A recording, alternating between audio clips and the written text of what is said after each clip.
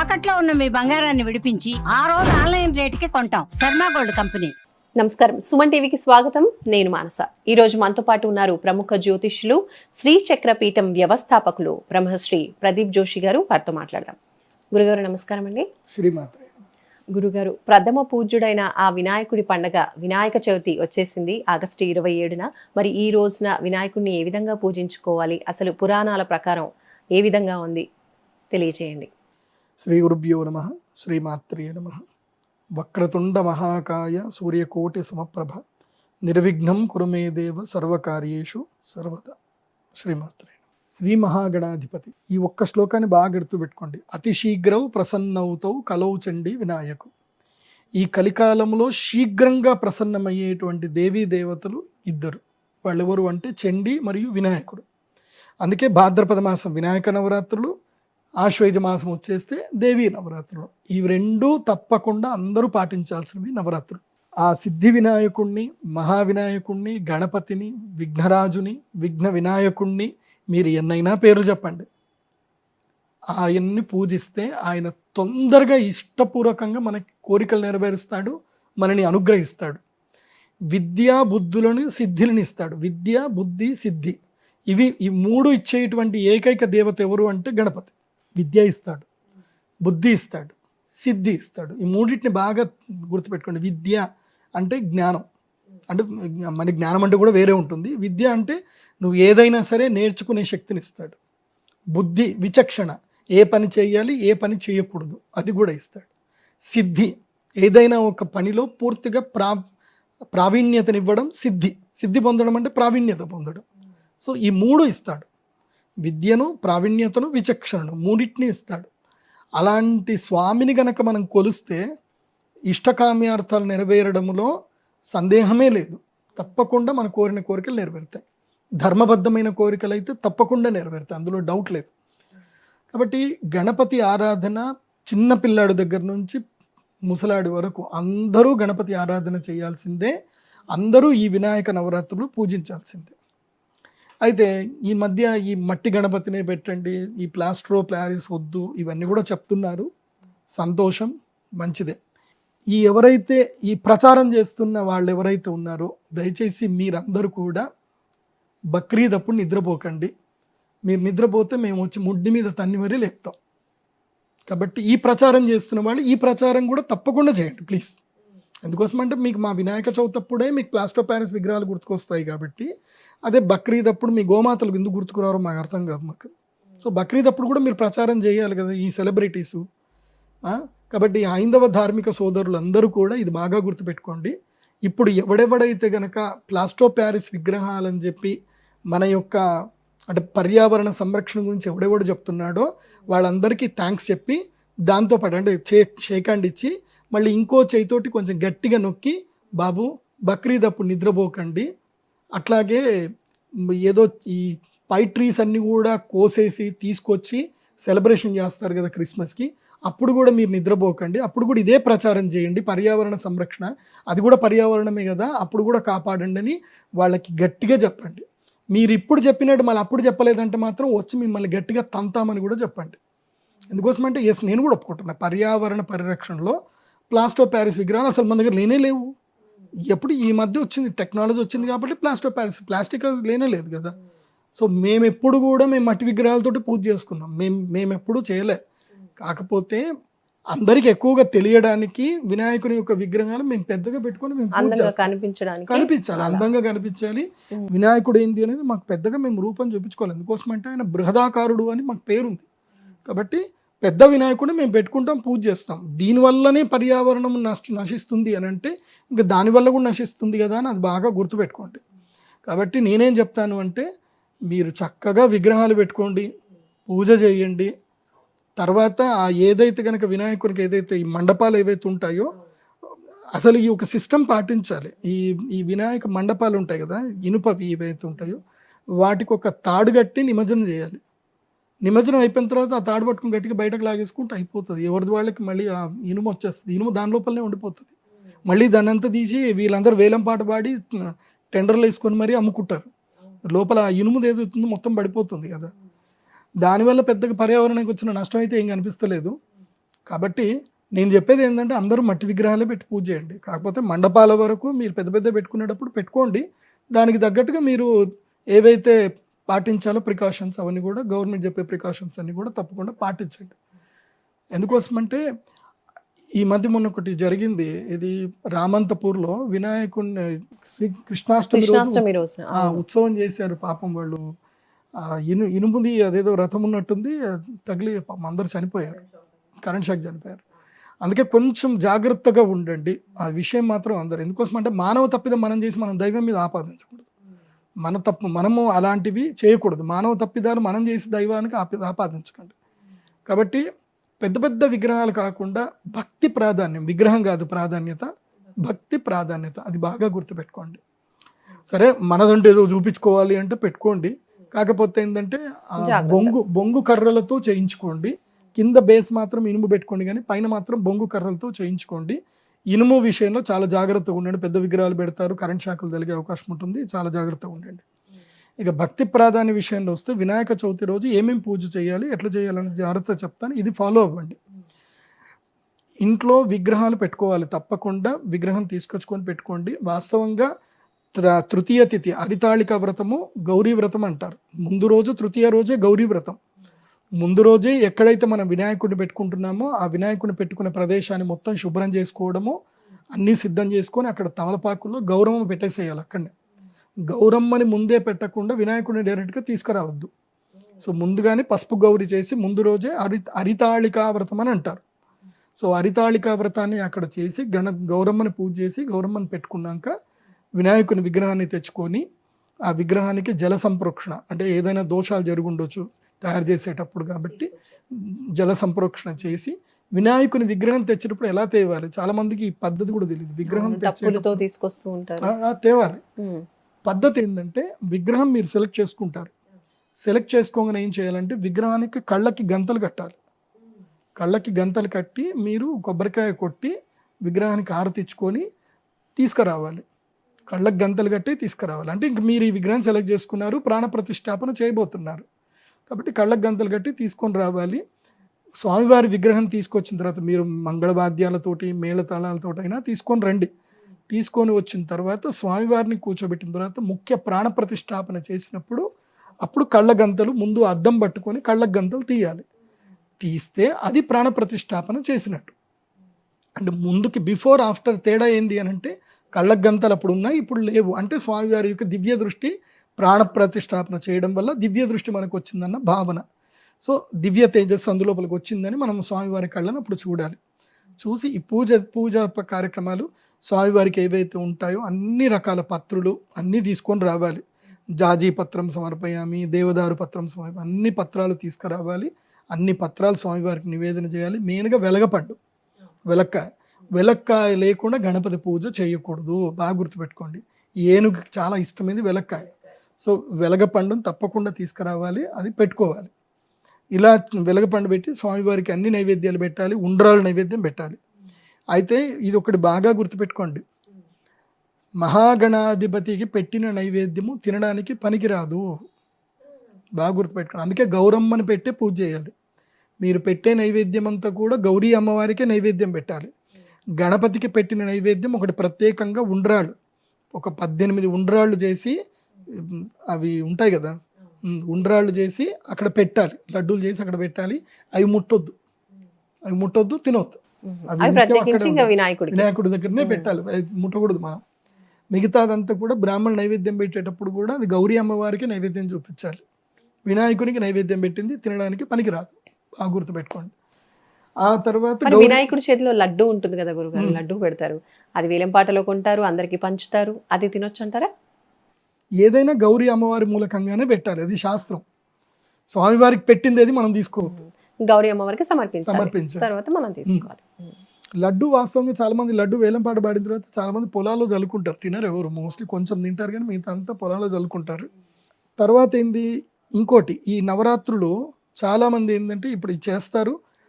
పూజలో చేయాల్సిన ఇంకో పద్ధతి ఏంటంటే అందరూ కూడా మీ యొక్క అర్చకులు, నేను పురోహితులకు కూడా ఈ విషయం చెప్తున్నాను, అందరితో ఇలా పూజ చేయించండి. స్వామివారికి పూజ చేసేటప్పుడు మీరు అష్టోత్తరం చదువుతారు. వినాయకాయ నమః, విఘ్నరాజాయ నమః, పాలచంద్రాయ నమః, గజాననాయ నమః, హీరంబాయ నమః అని మీరు ఏదైతే మంత్రం చదువుతున్నారో మీరు చదివే ప్రతి మంత్రానికి భక్తులందరి చేత నిల్చోబెట్టి అందరికి చేతులు జోడించి మీరు అష్టోత్తరం చెప్పేటప్పుడు ఒక్కొక్క అష్టోత్తరానికి ఒక్కొక్క నామానికి అందరితో శరణం గణేశ అనిపించాలి. ఇది పద్ధతి. చాలామంది ఈ పద్ధతి పాటించట్లేదు. ఈ పద్ధతి మీరందరూ పాటించండి. ఇప్పుడు అర్చకుడు వినాయకాయ నమః అని అక్కడ పూలు వేశారు. కింద ఉండే భక్తులందరూ కూడా ఏం చేయాలి? శరణం గణేశ, లంబోదరాయ నమః, శరణం గణేశ, విఘ్నరాజాయ నమః, శరణం గణేశ అని అందరు కూడా గణేశుడికి శరణం పలకాలి. ఇలా శరణం పలికిన తర్వాత హారతి, నైవేద్యం అయిపోయిన తర్వాత చేయాల్సింది ఏంటంటే ప్రదక్షిణ. గణపతికి మాత్రమే ప్రత్యేకమైన ఒక పూజ ఉంటుంది. ఏంది అంటే గుంజీళ్లు తీయడం. వేరే ఏ దేవీ దేవతలకు గుంజీళ్లు లేవు. ఒక్క గణపతికి మాత్రమే గుంజీళ్లు తీయాలి. తప్పకుండా గుంజీళ్లు 108 గుంజీళ్లు తీయాల్సిందే. యంగ్స్టార్స్ అందరు 108 గుంజీలు తీయాలి. అది కూడా చాలా మంది గుంజీలు ఏదో ఉట్టింగ్ బైటింగ్ చేస్తున్నట్టు ఇట్లా చేస్తారు. చేయొద్దు. చెవులు పట్టుకొని గుంజీలు తీయాలి. చెవులు ఇలా పట్టుకోవాలి. కొంతమంది ఇలా పట్టుకుంటారు. ఇలా పట్టుకోవడం వేరు, ఇలా పట్టుకోవడం వేరు. ఇలానే పట్టుకోవాలి. ఎందుకోసం అంటే నీ right body left hemisphere, left body right hemisphere. కాబట్టి ఇలా పట్టుకోవాలి. ఇలా పట్టుకొని చెవులని గట్టిగా లాగుతూ గుంజీళ్ళు తీయాలి. మీరు సైంటిఫిక్గా కూడా చూస్తే చెవులని లాగడం వల్ల బ్రెయిన్లో ఉండేటువంటి మెమొరీ గ్లాండ్స్ కూడా స్టిమ్యులేట్ అవుతాయి. బాగా గుర్తుపెట్టుకోండి. ఇది ఉంది కూడా. కాబట్టి గుంజీళ్ళు తీయాల్సిందే. 108 గుంజీళ్ళు తీయాలి. కొంచెం అలసట వచ్చినా పర్లేదు, 10 చొప్పున ఇన్స్టాల్మెంట్ చొప్పునైనా సరే గుంజీళ్ళు తీయాల్సిందే. బాగా చదువు జ్ఞానం రావాలంటే గుంజీలు తీయాల్సిందే. అది కాకుండా ఈ పూజలో ఇంకొక ప్రత్యేకత ఉంది. లక్ష్మీదేవి పూజల్లో మనకి దీపావళి అప్పుడు లక్ష్మీదేవి పూజలో ఏం చేస్తాం మనం? అకౌంట్ బుక్స్ అని కూడా అమ్మవారి ముందు పెట్టాలి. వినాయక నవరాత్రులు ఏం చేయాలి? మన యొక్క చదువుకునే పుస్తకాలని, మనకి ఏదైతే చదువుకుంటామో మన పుస్తకాలని స్వామివారి ముందు పెట్టాలి. ఆ పుస్తకాల విషయంలో కూడా కొంతమంది ఏమి రాయకుండా ప్లెయిన్ గా ఉన్న బుక్స్ పెట్టొద్దు అంటున్నారు. అలాంటి బుక్స్ రాయాలి. ఓం రాయాలి. మనం అకౌంట్స్ బుక్ లో కూడా ఓం, శ్రీకారం, స్వస్తి అన్ని రాసి శుభం లాభం రాసి పెడతామో అట్లాగే ఇవన్నీ పెట్టాలి. కాకపోతే మనకి టెక్స్ట్ బుక్లు ఉంటాయి కదా, టెక్స్ట్ బుక్లకు మనం ఏం రాయలేం. కాబట్టి శ్రీ కానీ ఓం కానీ రాసేసి అక్కడ పెట్టేసుకోవాలి. టెక్స్ట్ బుక్స్ అన్ని కూడా పెట్టి ఆ టెక్స్ట్ బుక్స్ మీద అన్ని పెట్టి స్వామి నేను చదువుకుంటుంది ఇది అని లెక్కలు అప్పచెప్పాలన్నమాట. నేను ఇదే చదువుకుంటున్నా అని. పిల్లలకి ఎవరికైనా చదువు రాలేదు, ఇప్పుడు కెమిస్ట్రీ నీకు రావట్లేదు సరిగ్గా, ఫిజిక్స్ రావట్లేదు, ఫిజిక్స్ బుక్ ముందు పెట్టి స్వామి ఆ ఫిజిక్స్ని ఒకసారి చూడు, నాకు అది బాగా రావట్లేదు, అది వచ్చేటట్టు చేయి స్వామి అని చెప్పి గుంజిళ్ళు తీయాలి. చిన్నప్పుడు నాకు కూడా ఏంటంటే సూర్య సిద్ధాంతం వచ్చేది కదా సరిగ్గా. నాకు జ్యోతిష్ శాస్త్ర గ్రంథాలన్నీ కూడా మేము ముందు పెట్టేవాళ్ళం. అందులో నాకు సూర్య సిద్ధాంతం చాలా పెద్ద టఫ్ టాపిక్ నాకు అది. కాబట్టి నేను సూర్య సిద్ధాంతం పైన పెట్టి స్వామి దీని సంగతి కొంచెం చూడు, ఇది నాకు రావట్లేదు అని చెప్పి గుంజిళ్ళు తీసేవాడిని. స్వామివారి అనుగ్రహం కలిగింది, సూర్య సిద్ధాంతం మంచిగా వచ్చింది. అట్లాగే ప్రశ్న మార్గము, బృహత్ సంహితా శాస్త్రం అంటే నా సబ్జెక్ట్ వరకు నేను స్వామివారిని అడుక్కున్నాను, ఆయన అనుగ్రహించాడు. అట్లాగే మీకే సబ్జెక్ట్ రావట్లేదు మీరు అది కూడా అడగండి. ఇప్పుడు ఉదాహరణకు మీకు ఫినాన్షియల్ డబ్బు ఎక్కువ రావట్లే, అర్థశాస్త్రం అని ఒక పుస్తకం ఉంటుంది, అర్థనీతి శాస్త్రం అని, అర్థశాస్త్రం పెట్టండి. లేదంటే మీ అకౌంట్ బుక్స్ పెట్టండి. పెట్టి స్వామి అందులోపల అకౌంట్ బుక్ ఫుల్ అవ్వట్లేదు స్వామి, ఫుల్ అయ్యేటట్టు చేయి స్వామి అని దండం పెట్టుకోండి, ఆయన అనుగ్రహిస్తాడు. కాబట్టి గుంజీళ్ళు తీయడం తప్పకుండా మర్చిపోవద్దు. ఓకే గురుగారు, ఇంకా పూజా విధానం వచ్చేసరికి ఇలా విగ్రహ ఆరాధన అన్నప్పుడు అందరికీ కూడా ఒక సందేహం ఉంటుంది, ఎంత సైజు విగ్రహాన్ని తెచ్చుకొని ఇంట్లో పూజ చేసుకోవాలి, ప్రత్యేకించి ఇంట్లో పూజ చేయాలి అన్నప్పుడు విగ్రహం యొక్క సైజ్ గురించి ఆలోచిస్తూ ఉంటారు. కాబట్టి వినాయక చవితికి మరి వినాయకుడిని ఏ సైజ్ తీసుకొచ్చి ఇంట్లో ప్రతిష్ఠించుకోవచ్చు, దీనికి ఉన్న విధి విధానం గురించి, అలాగే కొంతమంది వినాయకుడిని ప్రతిష్ఠించిన తర్వాత 3వ రోజు లేదా 5వ రోజు తీసి నిమజ్జనం చేయడం అనేది చూస్తూ ఉంటాం. మరి నిజానికి అంటే మన పురాణాల్లో ఏ రోజు నిమజ్జనం చేయడం అనేది కరెక్ట్ అంటారు? మనము వినాయక నవరాత్రులు అంటున్నాం తప్ప వినాయక త్రిరాత్రులు, వినాయక పంచరాత్రులు అని మనం అనలేదు కదా. అది బాగా గుర్తుపెట్టుకోండి. విగ్రహం size is not matter here. భక్తి అనేది మ్యాటర్. మీరు చిన్న విగ్రహం తెచ్చుకున్నారా, పెద్ద విగ్రహం తెచ్చుకున్నారా, 60 ఫీట్ల విగ్రహం పెట్టారా, size is not matter. Matter is భక్తి. భక్తి ఎంత ప్రాధాన్యంగా మీరు చేస్తున్నారు అనేది ఇంపార్టెంట్. మీరు ఎంత నిష్కల్మష భక్తితోటి స్వామివారిని ఆరాధిస్తున్నారు అనేది చాలా ముఖ్యం. సో స్వామివారి విగ్రహం పెట్టుకున్న తర్వాత నైవేద్యాలు ఇవన్నీ పెట్టిన తర్వాత 3వ రోజు 5వ రోజు ఇవన్నీ తప్పు. సి ధర్మాన్ని మనకు అనుకూలంగా మనం ఎప్పుడు మార్చకూడదు. ధర్మానికి ఎట్లా ఉందో అలా మనం ఉండాలి. లేదండి మాకు కుదరదండి మా ఇంట్లో, ఇవన్నీ సాకులు చెప్పకండి. ఈ విషయంలో మాత్రం నేను వేరే వాళ్ళని చాలా మెచ్చుకుంటాను. వాళ్ళు పద్ధతిగా ఉండాలంటే అదే ఉంటారు. వాళ్ళు అక్కడ ఎక్స్క్యూజ్ తీసుకోరు. కొంతమంది ఉంటారు వాళ్ళ ధర్మం ప్రకారం వాళ్ళ ఎక్స్క్యూజ్ అస్సలు పోరు. ఎందుకు మన దగ్గరనే ఈ దరిద్రాలు. ఎక్స్క్యూజ్ ఎందుకు? ధర్మం పట్ల మీకు ఎక్స్క్యూజ్ ఎందుకు? దేవుణ్ణి 9 రోజులు పెట్టాలంటే 9 రోజులు పెట్టు, దాన్ని ఎక్స్క్యూజ్ ఎందుకు అడుగుతాం? వినాయక నవరాత్రులు అంటే వినాయక చవితి రోజు వినాయక విగ్రహం పెట్టడము, అనంత పద్మనాభ చతుర్దశి రోజు నిమజ్జనం చేయడం, ఇది పద్ధతి. నాకెందుకో ఈ పోలీసులు గవర్నమెంట్ మీరు ఈ 4 రోజులకే మీరు తీసేయండి, మీరు 5 రోజులకు తీసేయండి. మీరెవరండి మా ధర్మం గురించి మాకు చెప్పడానికి, మమ్మల్ని తీసేయమని చెప్పడానికి? అది తప్పది. మేము మా ధర్మ ప్రకారం మేము పోతాం. మీ డ్యూటీ మీరు ఏం చేయాలో మీరు దాని ప్రకారం మీరు అడ్జస్ట్మెంట్ చేసుకోండి. కావాలంటే మీరు ఇంకో 15 కిలోమీటర్ల దూరం పోయి నిమజ్జనం చేయమని చెప్పండి, పోయి చేస్తాం. కానీ మీరు 5 రోజులకే తీసేయాలి, మీరు 8 రోజులకే తీసేయాలి అని మీరెవరండి మాకు చెప్పడానికి? ఇది తప్పు, చెప్పకూడదు అట్లా. అది అధర్మం. అది ధర్మం ఏమిటంటే వినాయక చవితి రోజు వినాయక ప్రతిష్టాపన చేయడము. నెక్స్ట్ ఏం చేయాలి అని అంటే అనంత పద్మనాభ చతుర్దశి రోజు స్వామివారిని తీయడం. అంటే ఈ సంవత్సరం ఆగస్టు 27వ తారీఖు ప్రతిష్టాపన చేసుకుంటే సెప్టెంబర్ 6వ తారీఖు రోజు స్వామివారిని తీసి నిమజ్జనం చేయాల్సిందే. ఏది? అనంత పద్మనాభ చతుర్దశి రోజున నిమజ్జనం చేయాలి. అదే కదా మనకు పద్ధతి. మన పద్ధతి ప్రకారం మనం చేయాలి. మనకు అనుకూలంగా ధర్మాన్ని మార్చుకుంటూ 3 రోజులు వేస్తాను, 5 రోజులు తీస్తాను అంటే అది మీ వ్యంగ్యత్వానికి వదిలేస్తున్నాను, మీ విచక్షణకి, మీ వ్యంగ్యత్వానికి వదిలేస్తున్నాను. అది కరెక్ట్ కాదు. ఇది ఎన్ని రోజులు ఉంటానంటే అన్ని రోజులే ఉంచాలి. మళ్ళీ ఇంకా ఇది నయం. ఇంకా వినాయకుడిని కొంచెం అటు ఇటు చేశారు కానీ దేవి నవరాత్రుల దాకా తీసుకురాలేదు. మీరు దేవి నవరాత్రులు తెస్తే మాత్రం చెంబు చాట్ అవుతుంది, బాగా గుర్తుపెట్టుకోండి. అమ్మవారు మరి మామూలు ఊరుకోదు. మీరు అమ్మవారిని పెట్టారంటే 9 రోజులు చేయాల్సిందే. దశమి రోజు శుక్రవారం వస్తే ఆ దశమి రోజు పూజ చేయాల్సిందే. నెక్స్ట్ ఏకాదశి శుక్రవారం వస్తే కూడా తీయడానికి పనికిరాదు. ఏకాదశి శుక్రవారం వస్తే తీయకూడదు.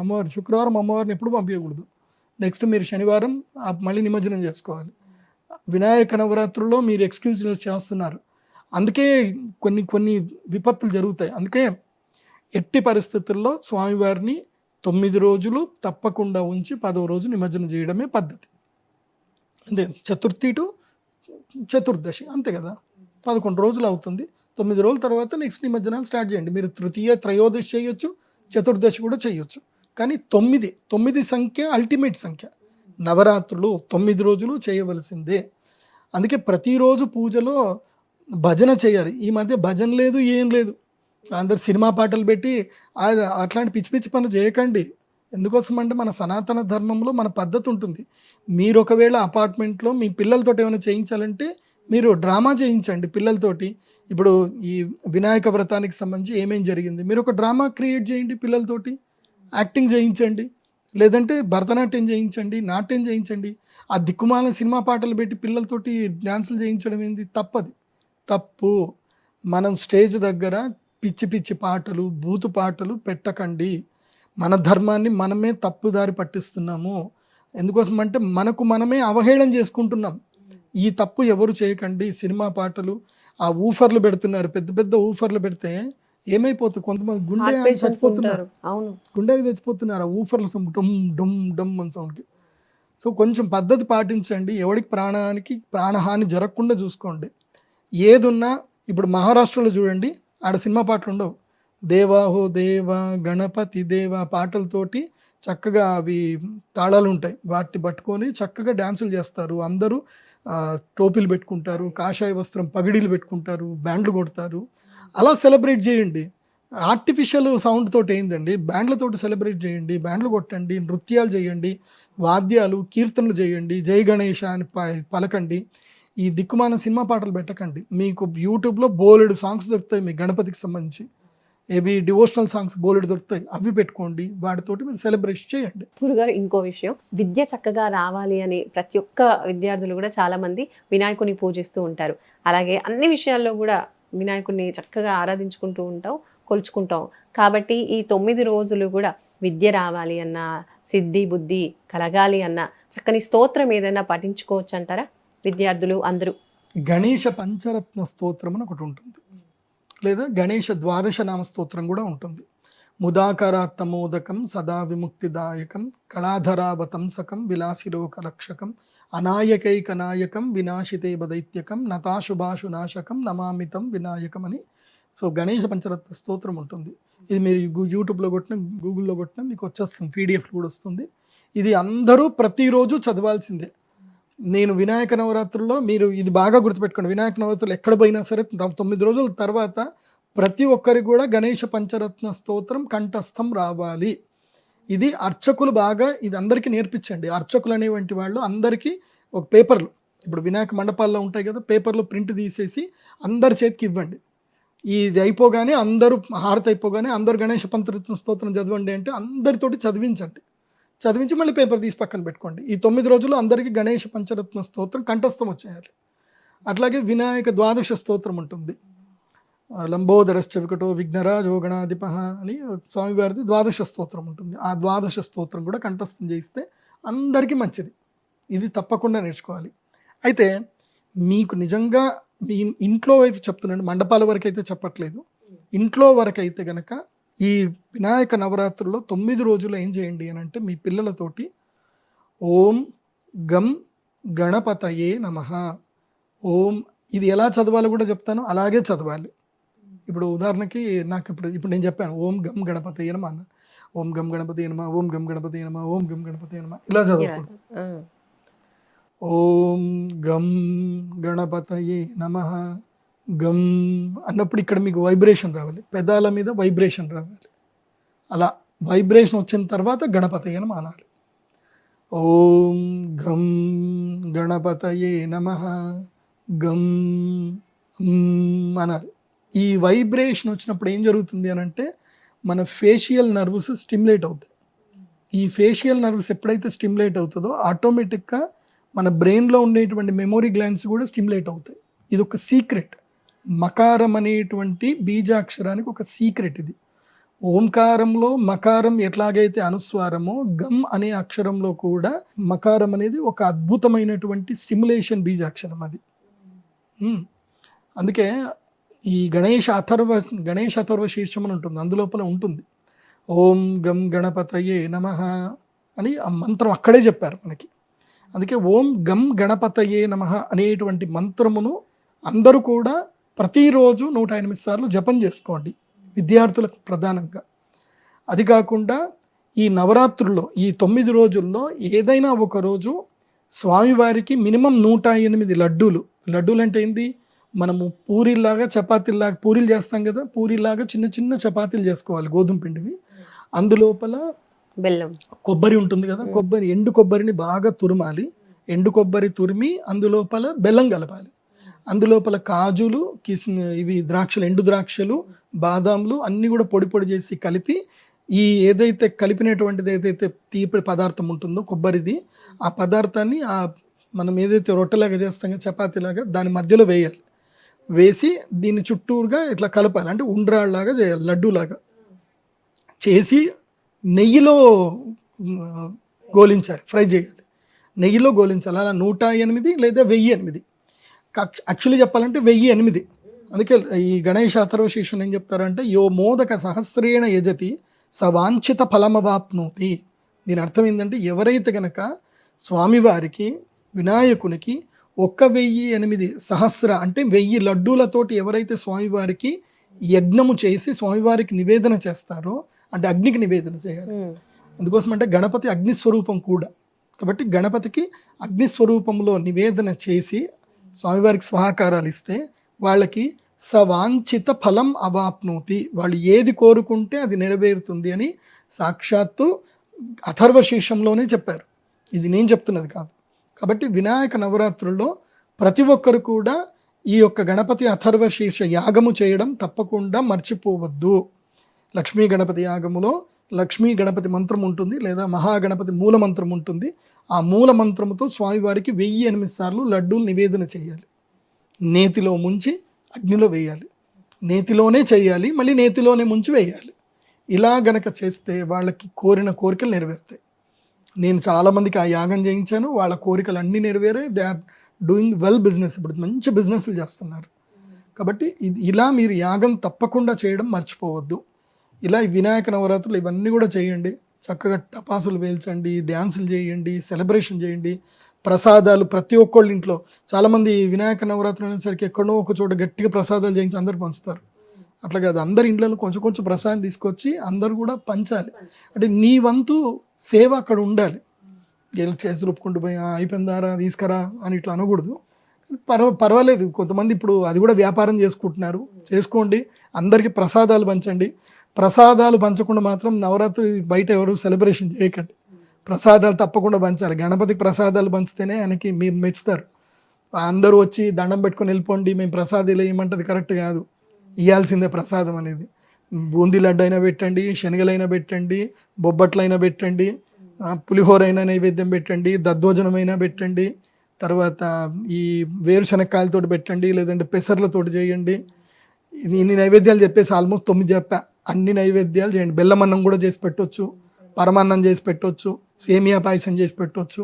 ఏదైనా సరే మంచి పదార్థము వచ్చిన ప్రతి ఒక్కరికి ఇంత నైవేద్యం పెట్టండి. ఆ నైవేద్యం పెట్టింది స్వామివారు అందరికీ ప్రసాదం ఇచ్చి పంపించండి. వినాయక చవితి విశిష్టత గురించి చాలా విషయాలు తెలియజేశారు గురుగారు. చూసారు కదండి, గురుగారు ఎన్నో విషయాలు తెలియజేశారు. వినాయక చవితి యొక్క విశిష్టత, ఆ రోజు చేసుకోవాల్సిన పూజా విధానం, అలాగే ప్రసాదాలు, నైవేద్యాలు, అలాగే స్తోత్రం. అంటే చక్కగా వినాయకుడిని ఏ స్తోత్రంతో 9 రోజులు కూడా మనం పారాయణలాగా చేసుకుంటే మంచి జరుగుతుంది అనే విషయాలు కూడా గురుగారు తెలియజేశారు. తప్పకుండా ఈ వినాయక చవితికి, ఈ వినాయక నవరాత్రులకి ఇవన్నీ కూడా మనం పాటిద్దాం. చూస్తూనే ఉండండి సుమన్ టీవీ. నమస్కారం.